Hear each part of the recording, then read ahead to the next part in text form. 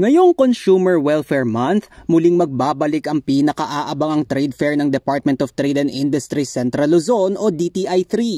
Tampok sa aktibidad na ito ang mga natatanging produkto ng mamamayan sa rehiyon. Nitong Lunes, October 14, inanunsyo ng ahensya ang pagbubukas ng ika-26 na likha ng Central Luzon Trade Fair na ibabiyahe ng mga Central Luzon MSMEs sa Mega Trade Hall ng SM Mega Mall sa Mandaluyong City. Ayon kay DTI Central Luzon SME Development Division Chief na si Warren Serrano, nasa 31 million pesos ang inaasahan nilang gross o kabuuang kikitain ng mga MSME na lalahok sa naturang trade fair ngayong taon.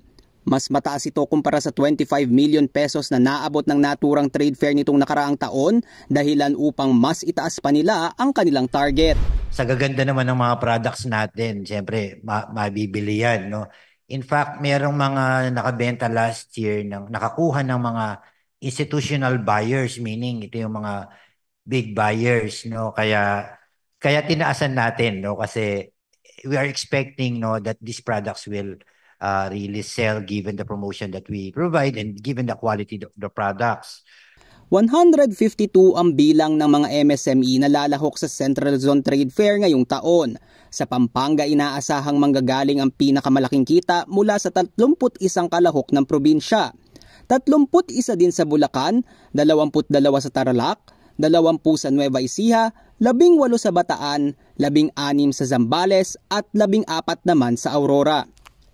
At bukod pa sa kikitain ng maliliit na negosyante sa rehiyon, inaasahan din ni Serrano na may papakita ng naturang trade fair sa buong mundo ang kalibre at kalidad ng mga produktong Central Luzon.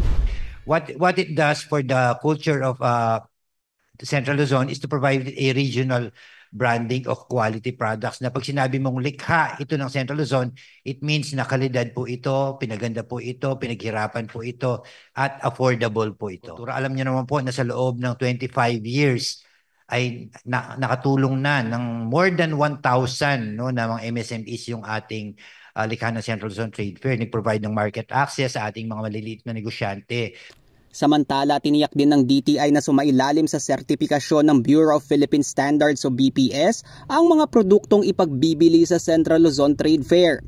Kaya naman makatitiyak daw ang mga mamimili na ligtas at dekalidad ang mga bibilhin nilang produkto base sa pamantayan ng Philippine National Standards. Para sa mga nais dumalo, gaganapin ng likha Central Luzon Trade Fair sa Mega Trade Hall ng SM Mega Mall Mandaluyong City simula sa darating na Miyerkules, October 16 at magiging bukas ito sa publiko hanggang October 20. Lizan Morten, CLTV 36 News.